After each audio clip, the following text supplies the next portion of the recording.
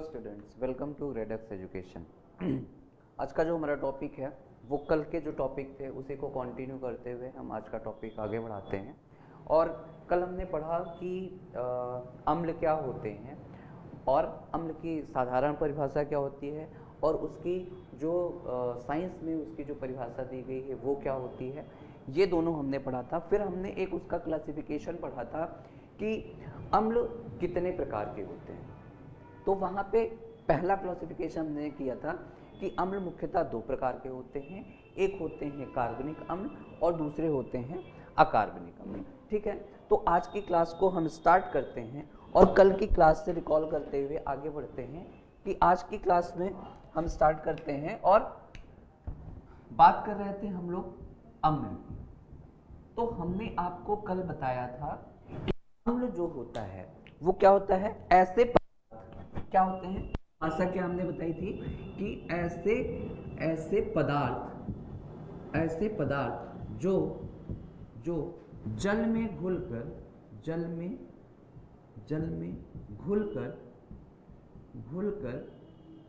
H plus ion, ठीक, H plus ion, या इसी को हम क्या बोल देते हैं बेटा, प्रोटॉन बोल देते हैं, या प्रोटॉन, H प्लस आयन या प्रोटॉन देते हैं क्या कहलाते हैं, अम्ल कहलाते हैं।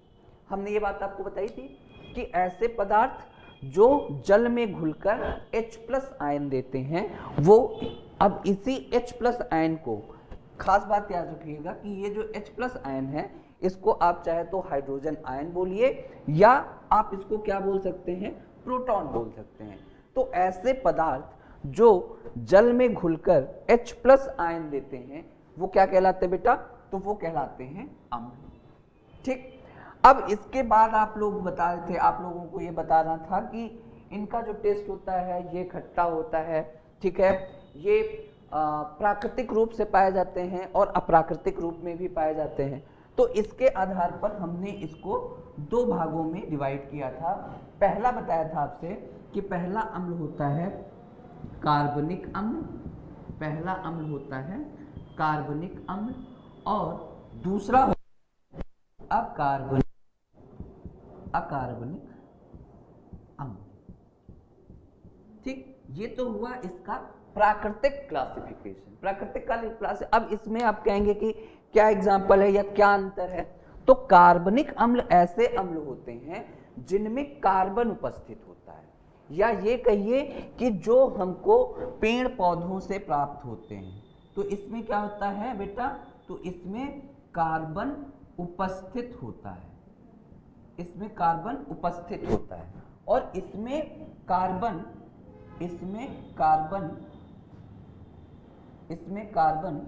उपस्थित नहीं होता है, इसमें कार्बन उपस्थित होता है और इसमें कार्बन उपस्थित नहीं होता है,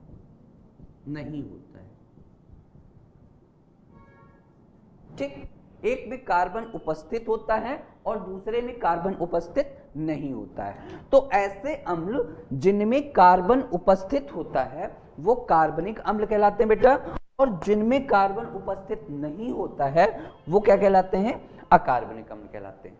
तो ये आप पिछली क्लास में पढ़े थे। तो क्या बात ये हुई थी कि अम्ल ऐसे पदार्थ होते हैं जो जल में घुलकर हाइड्रोजन आयन या प्रोटॉन देते हैं, उनको हम क्या बोलते हैं, अम्ल बोलते हैं। और ये अम्ल मुख्यतः दो प्रकार के होते हैं, कार्बनिक और कार्बनिक अम्ल। तो इतनी बात हो गई थी, इतनी बातें आपको समझ में आ गई थी। आगे आज बात करेंगे इसके अगले क्लासिफिकेशन की, अगले प्रकार की। ठीक है, तो हम अब बात कर रहे हैं रासायनिक गतिविधियों के आधार पर या रासायनिक आधार पर। अभी तो हमने इनका प्राकृतिक क्लासिफिकेशन किया ना, कि नेचर में हमको जैसे है कि एक में कार्बन मिलता है तो वो कार्बनिक अम्ल हो गया, एक में कार्बन नहीं मिलता है तो वो अकार्बनिक अम्ल हो गया। अब हम बात करेंगे क्या, अम्ल के प्रकार। किसका बात करेंगे, अम्लों के प्रकार। कितने प्रकार के अम्ल पाए जाते हैं, आइए देखते हैं। अब अगर हम अम्ल की बात करेंगे, किसकी बात करेंगे, अम्ल की, तो ये दो प्रकार के हो गए। किसकी, पहला है ये, पहला इसका क्लासिफिकेशन है, आप समझिए, पहला है प्रबलता के आधार पर, प्रबलता के आधार पर, प्रबलता के आधार पर ये दो प्रकार के होते हैं। कौन कौन से बेटा, तो प्रबलता के आधार पर पहला होता है प्रबल और दूसरा होता है दुर्बल अम्ल। ठीक, अब आप कहेंगे कि आपने हमें बता दिया कि अगर प्रबलता के आधार पर अम्ल का क्लासिफिकेशन करेंगे, वर्गीकरण करेंगे, तो अम्ल दो प्रकार के होंगे। कौन कौन से, एक होगा आपका प्रबल अम्ल और एक होगा दुर्बल अम्ल। लेकिन हम ये कैसे समझ पाएंगे कि कौन सा अम्ल प्रबल अम्ल है और कौन सा अम्ल दुर्बल अम्ल है? तो अब इस समझिए कि प्रबल अम्ल हम उनको कहेंगे, अब अम्ल आप किसको कहेंगे? तो प्रबल अम्ल जिनमें H प्लस की मात्रा यानी प्रोटॉन की मात्रा क्या होती है, अधिक होती है,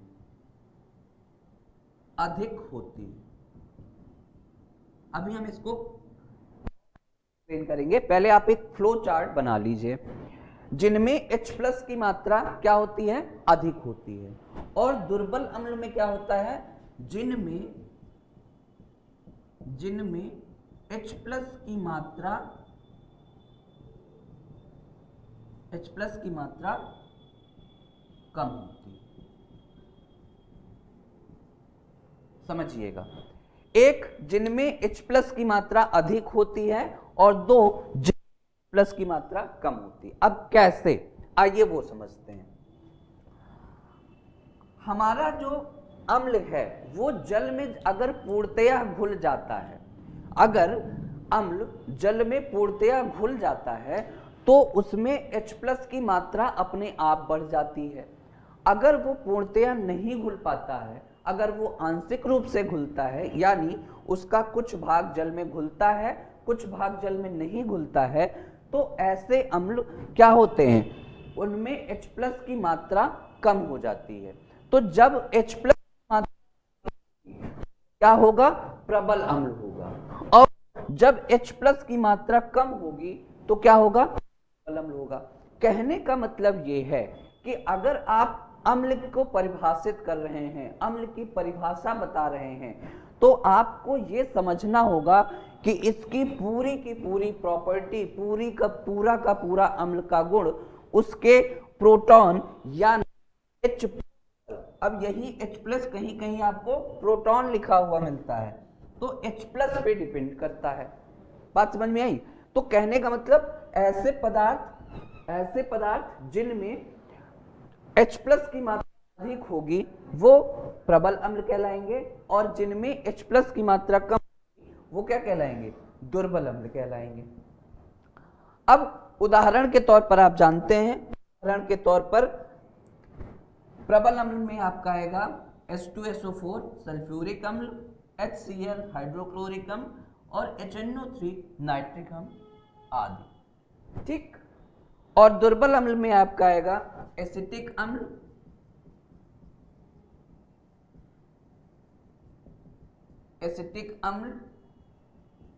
ठीक है, कार्बोनिल अम्ल,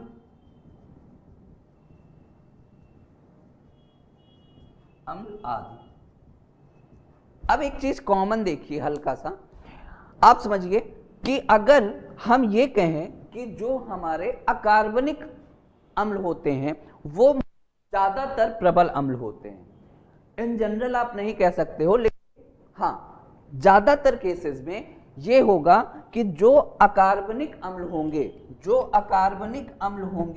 वो क्या होंगे, प्रबल अम्ल होंगे, और जो कार्बनिक अम्ल होगा वो क्या होगा, प्रबल अम्ल होगा।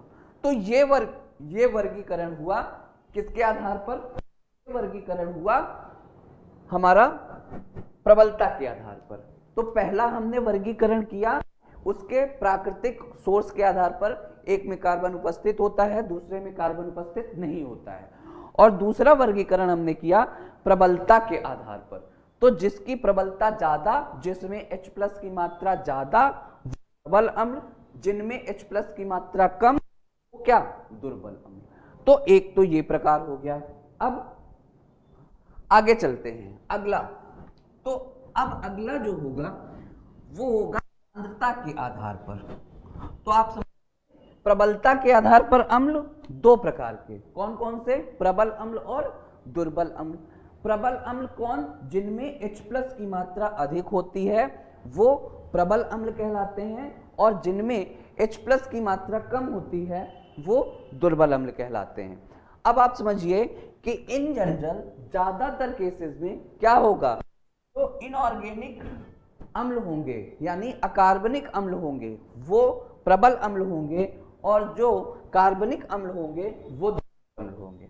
ठीक बात है ना? ये बात क्लियर हो गई होगी आई होप। चलिए अब इसके अगले क्लासिफिकेशन पे आते हैं। अगला क्लासिफिकेशन जो है वो है अम्लों का वर्गीकरण, अम्लों का वर्गीकरण या अम्लों का प्रकार सांद्रता के आधार पर। ठीक, आइए हेडिंग डालिए। हेडिंग क्या है? हेडिंग ये बोलती है अम्लों का वर्गीकरण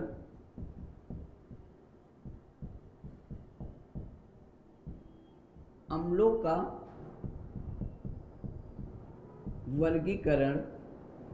वर्गीकरण सांद्रता के आधार पर, सांद्रता के आधार पर। ठीक, हमने क्या हेडिंग दिया बेटा? अम्लों का वर्गीकरण सांद्रता के आधार पर। तो सांद्रता के आधार पर अम्लों का वर्गीकरण भी दो प्रकार से को डिवाइड किया गया। पहला दिया नाम कि तनु अम्ल होगा, और दूसरा दिया सांद्र अम्ल होगा। ठीक, अब समझिए, अगर हम बात सांद्रता की कर रहे हैं तो सांद्रता का मतलब क्या है? सांद्रता का मतलब है कि आपको दिए गए विलयन में या दिए गए घोल में कितना अम्ल घुला हुआ है। तो अम्ल को घोलेंगे कहाँ? पानी में।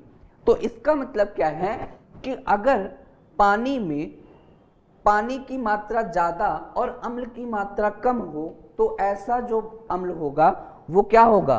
तनु अम्ल होगा।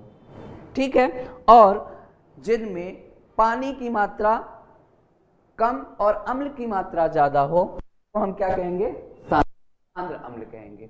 इसका मतलब क्या है कि कंसंट्रेशन, अब ये तो नॉर्मल सी बात हो गई कि सांद्रता, अगर अम्ल की सांद्रता ज्यादा है तो वो सांद्र अम्ल होगा, और अगर अम्ल की सांद्रता कम है तो वो तनु अम्ल होगा। इसका मतलब क्या है? आप ऐसे समझिए कि तनु अम्ल का मतलब क्या है कि अम्ल की सांद्रता कम होगी। ठीक, अम्ल की सांद्रता क्या होगी? कम होगी। और सांद्र अम्ल में क्या होगा? अम्ल की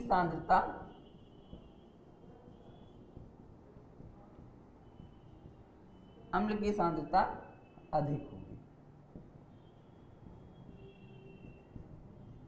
ठीक, कहने का मतलब क्या है कि अगर आप सॉल्यूशन बना रहे हैं, विलयन बना रहे हैं पानी और अम्ल का, जल और अम्ल का, तो क्या होगा कि तनु अम्ल में अम्ल की सांद्रता, तनु अम्ल में अम्ल कम और पानी अधिक होगा, और सांद्र अम्ल में क्या होगा? पानी कम और अम्ल अधिक होगा।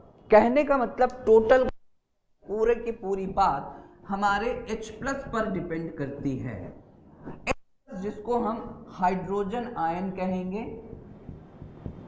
हाइड्रोजन आयन कहेंगे। इसी को हम एक और नाम दे देते हैं प्रोटॉन या प्रोटॉन कहेंगे। तो प्रोटॉन के पास H प्लस का पावर कितना कम अथवा कितना ज्यादा है, इसी बात पर अम्ल की प्रबलता निर्भर करती है, इसी बात पर अम्ल प्रकार निर्भर करता है। अगर H+ के पास कंसंट्रेशन अधिक है, अगर H+ की सांद्रता अधिक है, H+ ज्यादा है, तो वो सांद्र अम्ल होगा, और अगर H+ कम है तो वो तनु अम्ल होगा। और अगर H+ के पास ज्यादा पावर है, ज्यादा इफेक्टिव है, तो वो प्रबल अम्ल होगा, और कम इफेक्टिव है तो वो दुर्बल अम्ल होगा। तो इस प्रकार से अम्ल को मुख्यतः 3 भागों में बांटा गया। पहला, सोर्स के आधार पर, प्राकृतिक है तो कार्बन उपस्थित होगा तो कार्बनिक अम्ल, कार्बन उपस्थित नहीं होगा तो अकार्बनिक अम्ल। दूसरा, प्रबलता के आधार पर, प्रबल अम्ल है या दुर्बल अम्ल है। अगर H+ की मात्रा कम है तो वो दुर्बल अम्ल होगा, और H+ की मात्रा अधिक है तो वो प्रबल अम्ल होगा।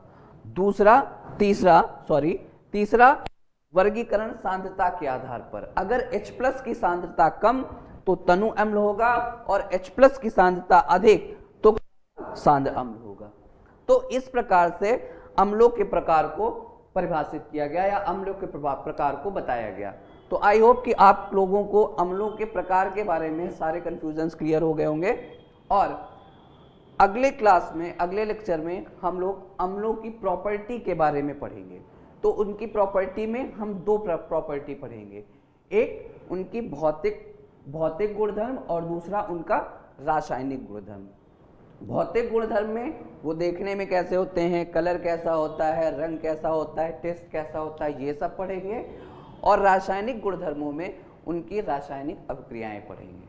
तो आज के क्लास में केवल इतना ही था, बाकी मिलते हैं अपने नेक्स्ट क्लास में, ठीक है। तो थैंक यू वेरी मच।